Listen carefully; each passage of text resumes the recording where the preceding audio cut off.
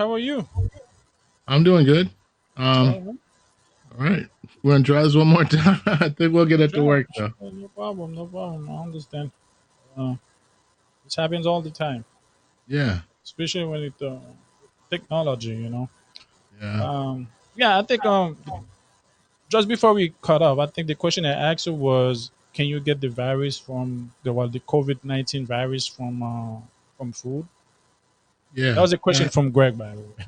Right. No, no, no. It's an excellent question. And again, I was saying uh, the answer to that, the quick answer is no, that you can get it from food, but it's much, much less likely. And, Oh, that's good to know. yeah, over the time course of this illness, our knowledge with regards to the infectious ability has changed. It's varied a lot. Okay. In particular, we used to think that certain surfaces had a high risk of spreading the contagion. It seems like now that surface contamination is not Mm-hmm. as big an issue as we thought it was before. Oh, And so, there's a famous study that was published in the New England Journal of Medicine fairly early into the pandemic, which looked at surface contamination, things like plastic. It was said that it could stay on for up to 72 hours. Cardboard was for 24 hours, and the one that seemed to have the shortest length of time for viable virus was copper. Um, by contrast, when you look at things like food, there's similar, you know, rates of ability to transmit the virus, and that's why, like with your hands and things like that, you have to be careful where you touch, and if something has a surface that's infected or it's been sitting in plastic, the food itself, and you touch that. Preparing the food though seems to kill the virus. So if you um, wash it down very well and you clean it, you get rid of a lot of the viral particles. One of the things that scientists have said about COVID-19 is that the outer component, which is mostly fats and lipids, that's easily able to wipe that out and to destroy it with basic cleansing. And not to say that you need to wash everything, but like you wouldn't wash chicken with soap before you ate it or anything like yeah, that. yeah, yeah. But you clean it That down would not be a fairly good well, idea. and make sure you cook it well. That's the thing. So, Um, since you so say, yep, oh, sorry I cut you off. I just that's okay. remember something. Since you said make sure you cook it well. Yes, Um, I've been eating a lot of sushi, salads lately. oh, salads. Okay. So you can't cook it. I bought lettuce, tomatoes, mix them together and stuff. Since you cannot cook it, is the risk higher? Yeah, that's an excellent question, Junior. And um, again, it's a function of level of contamination associated with the Okay. um the food itself. Now, I don't want to gross you and the audience out, but coronavirus can live in stool, and actually Hmm. checking for its viability in stool is an excellent way to determine whether or not virus is present in a given area. There have been several studies that have been published where they measure viral levels in sewage. And what they found from the sewage is that those viral levels, they correlate with disease spread even before we see it manifest itself in the community. So if someone is preparing the salad for sale, it's not washed adequately, or a worker that's preparing it has contaminated their hands or other parts of their body with feces and things like this, and they get into the salad, then that could put the person who eats it at risk. Now, I'm not saying that this has happened with coronavirus, but in other outbreaks, we're currently having a listeria, a salmonella outbreak in this country right now. And these are the things that are seen with poor food handling. And we've had several salad problems. Right now, actually, there's one with an organism called cyclospora, which can be found in the stool, and it's contaminating a lot of salads. I won't name the company, but it's currently a problem in the United States right now where several people have been sickened by cyclospora infection after eating contaminated salads. So the answer to your question is you have to wash the salad very carefully, just like any food, like we said before. Um, and because coronavirus can be spread in stool, any workers who might test positive for coronavirus should not be handling salad that's going to be packaged for the community, right? Okay. Yeah. Yeah. It's And stool very. and also other secretions, like, of course, if you're sneezing and they probably wouldn't have you there. But sometimes people use bathrooms and they don't wash their hands and things like that. And then if they go in there handling the packaging of salads, that's something. So wash any salad, even if they say it's triple washed. I would still wash it. Yeah. I agree. Um. Can you? I'm not sure if we lost connection again. I'm Oh, not. I'm not oh moving, yeah, but I'm sure they can hear me. Um. yeah, Since we're in Junior the same man, subject, yeah, is let's say someone is is sick, let's say yep, COVID-19 positive, and you order a salad. yeah. Um, is there a risk? Let's say Uh, they're handling your salad, with their bare hands, no gloves, nothing. What do you think? Is that definitely in terms of food preparation, we shouldn't have people who are infected with COVID-19 preparing food. It's because it can be transmitted in terms of secretions, and if infectious secretions from their hands or gets into or touches the surface that the food is going to be on, there is a risk that you can be infected. And that's why it's extremely important that companies that open, and especially those in the food handling business today, are very careful with their workers. Workers should wear gloves. They should wear face coverings, both when they're serving you and also when they're present. okay? I see you came Yeah, back to us, Junior. I I don't know came what back to happened that. there. Yeah, I You was yeah, yeah. doing some Huh? little trick while you were talking. Oh, hey, man, you're a wizard. You're a wizard. Yeah. And so the answer to your question, I'll relate personal experience. I went to a food establishment that I used to go to before the pandemic, and when I went in there, some people have very strong opinions about wearing masks. None of the workers had on masks. They were preparing salads and sandwich type meals with their bare hands with no gloves on, which probably was a health violation anyway. And they were Uh, breathing over all of the open cold cuts and things like that with no mask on, and using their bare hands to pick things up. So I so wasn't rude. I just politely left the establishment and didn't order anything there, because in this day and age, there is a risk, and a lot of people don't know this, but it's a small percentage, about less than 10% of acute infections, so early infections with COVID-19, present with GI symptoms of diarrhea and abdominal discomfort. So we see this. yeah. Uh, while you were talking, I just remember I went to last night. I went to a place. I ordered a pizza. Well, some pizza for my nephew, my little cousin. They were over the house, Yeah, and I saw one of the workers actually preparing the food with their bare hands, yeah, putting cheese, yeah. pepperoni, Yep. stuff with their bare, with their bare hands. Uh, so, so another word. I don't know. So, is food like is ordering food? Is it safe? Well, Another word. I don't know. that's a very good question, Junior. We know that most things, not only coronaviruses, most other bacteria, they Mhm. die with high temperatures. So, a lot of pizza ovens are 500 degrees or higher. So the hot and the hope, right, Oh, would be that okay. when that pizza is cooked, it would kill nearly anything, but not so if they touch it after it's been baked as Probably. well. And so that's the other thing. So these are things as a consumer, especially in the era of the pandemic, you have a right to say something about. I really don't think any establishment should be having their workers handling food without masks and using without gloves. It Gloves. might be something with the pizza, where they have to feel like they need to touch it, but Yeah. they should They want to feel that connection. and they're connecting with you too. So Uh, what you get the- well, at but least you made me a little feel a little bit better. The fact that you said, the pizza, the fact that they cooked it, oh yeah, that yeah. actually made I me feel mean, better. the If heat you want the will salad, kill then a lot of it. Yeah, no, salads in general for everything, not just with coronavirus. It's harder. And there are some organisms which are very resistant to heat, but fortunately, those are rare. Majority Yeah. of them will be killed with adequate heat. Okay. Right. That's good. I'm sure Greg will be happy to hear those those Yeah. information. Well, he asked an excellent question, and the viewers might be interested also. I think we've mentioned sushi before. That's because it's something I like, and it's something to think about.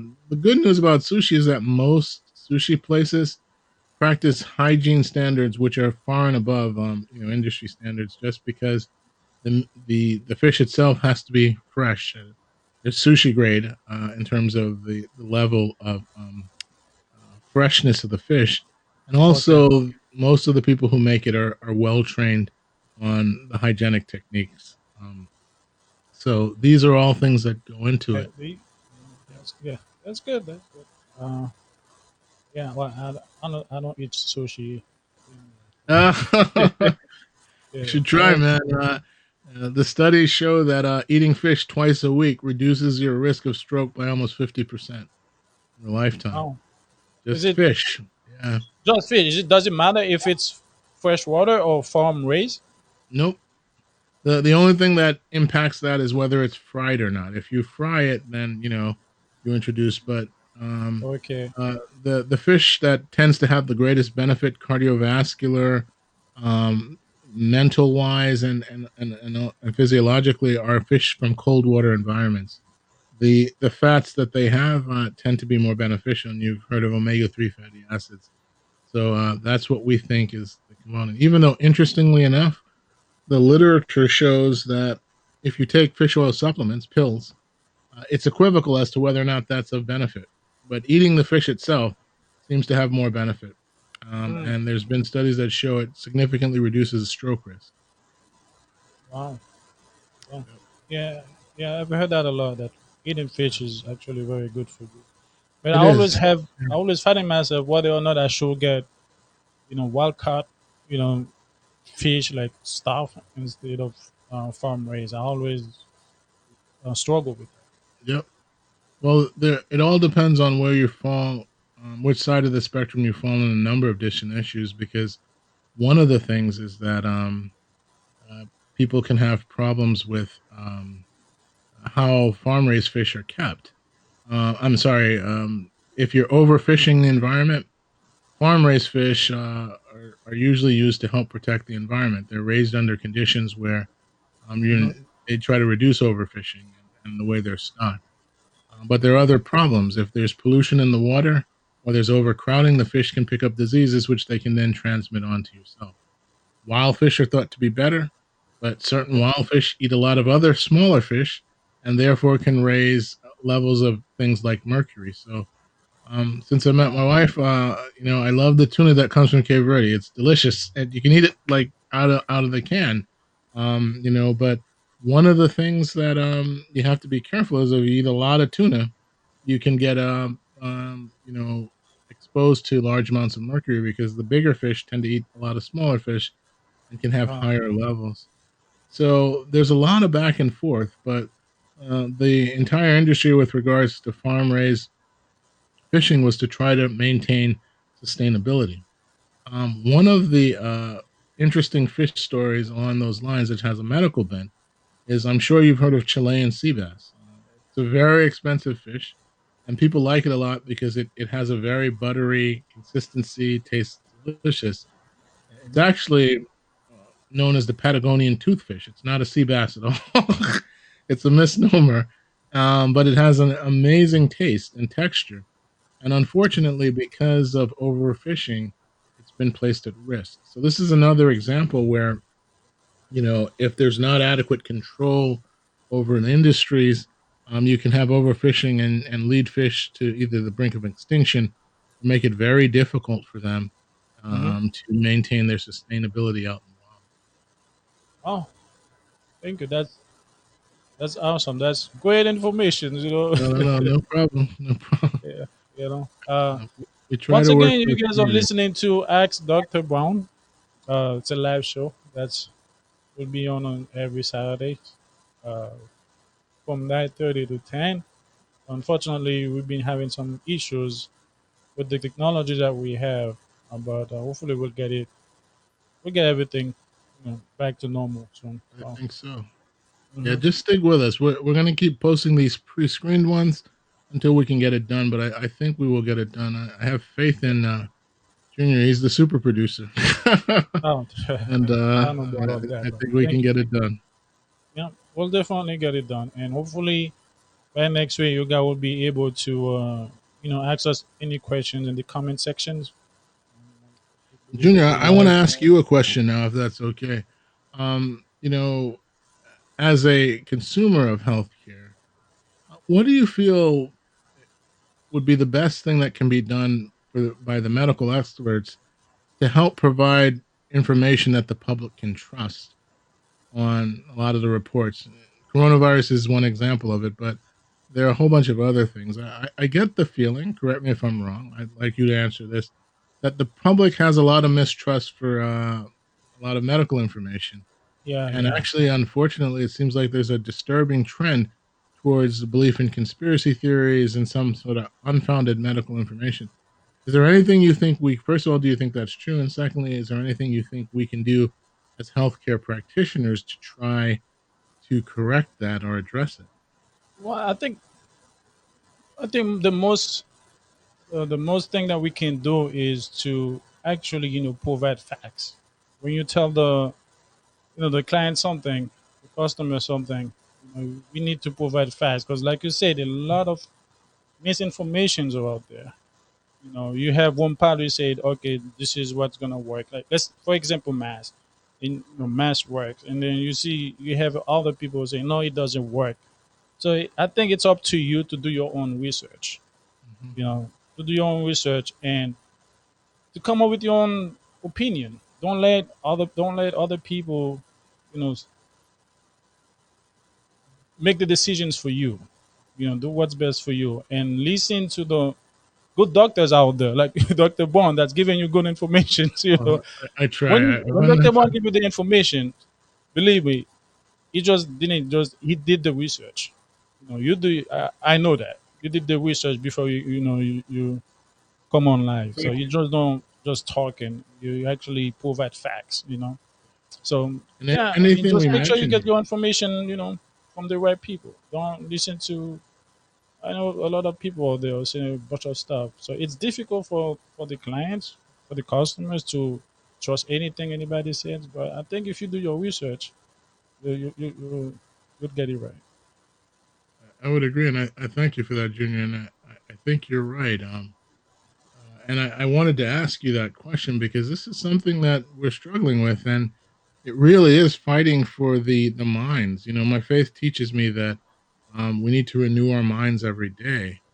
It's probably the most important part of our existence because there's so much. If you look at it, so many different things that are competing for your attention, right? Yep. And trying Yep. to influence you. Isn't there? There's a whole culture called influencers, right? Is that hmm interesting? A group of people whose job it is to influence everything from what you eat to what you wear, what you decide, where you go. And so, if so many people are trying to get your attention to do things, I agree with you 100%. I think it's the responsibility falls on us to really try our best. And one of the things we hope to accomplish with this program, anything that I say here, anything that we discuss, if you'd like, I can provide research articles, actual articles, and I can also give you commentary on the strength of the articles because not all articles are created the same. Some are really people's opinion and speculative. Others are very high levels of evidence, like randomized control trials. And I think the consumer who can't parse that out on their own, one of our jobs is to try to help provide that information and not skewed. Just provide the Yep. facts and then help the consumer make the decision on their own. But they should arrive on a rational decision after they look at the facts. I agree. I agree. Completely agree with you. Um, yeah, unfortunately, Dr. Bond, the time is. Yep.